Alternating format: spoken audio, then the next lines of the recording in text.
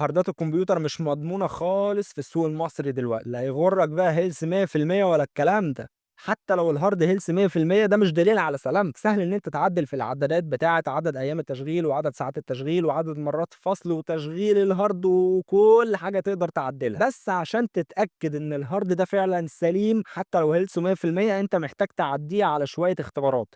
في منها اللي معتمد على السوفت وير وفي منها اللي معتمد على الهارد وير. اول اختبار هتبدا بيه في السوفت وير هو اختبار سرعات القراءه والكتابه بتاعه الهارد.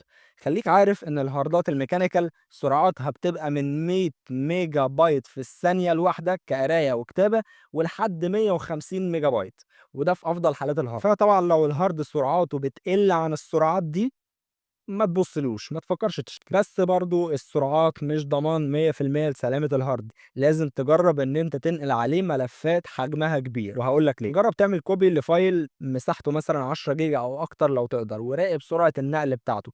والله لو لقيت ان سرعة النقل بتنهار او سرعة النقل بتقف او في تقطيعات وفي وقفات كتير، ابعد عن الهارد ده فورا، لان انت كده بتحط الهارد تحت اختبار وستريس قوي جدا. فلو في مشكلة في قطاعات او مناطق او سيكتورز في الهارد هتبان وقت النقل. اللي هو من الاخر اهميه الاختبار ده هو اظهار العيوب تحت الضغط الفعلي. بعد كده هنخش في اختبارات الهاردوير. نظريا انت هتمسك الهارد في ايديك وتبص على الجسم بتاعه، هتبص على الحاله بتاعته.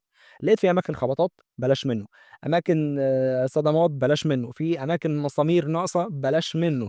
الهاردات دي او الهاردات الميكانيكال بالذات يعني عامه، من اقل وقعه، من اقل هزه، من اقل خبطه بتتاثر، والميكانيزم بتاعتها من جوه بتتاثر. فما يستحسنش خالص ان انت تجيب هارد هيكون في حاجه من دول. من ضمن برضو اختبارات الهاردوير هي اختبار السمع. يعني انت ركز مع صوت الهارد اثناء الشغل واثناء الاسترس سحب. مش طبيعي ابدا ان الهارد يطلع اي صوت غريب اثناء الوضع الطبيعي او اثناء الضغط. اصوات غريبه زي ايه؟ او صوت غريب زي ايه؟ زي صوت تكتكه، صوت فصل باور اكن الهارد بيشتغل وبيفصل، صوته عالي او في صوت غير طبيعي. لو لقيت هارد فيه الكلام ده ابعد عنه فورا. بالنسبه بس لحته هارد صوته عالي، هي في بعض انواع في السوق فعلا صوتها عالي طبيعي، ودي تتعدى على الصوابع ونادرة.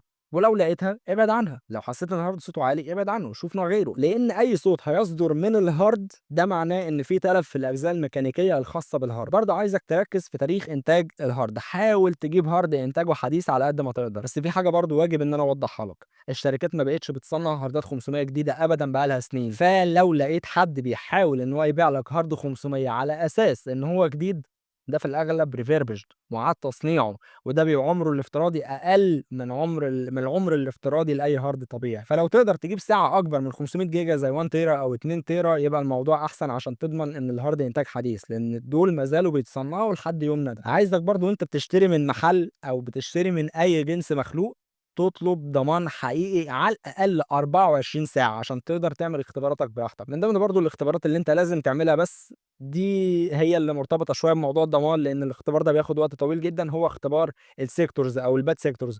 بتكشف على الهارد لو في بعض مناطق فيها تلف، فيها مشاكل تقيله.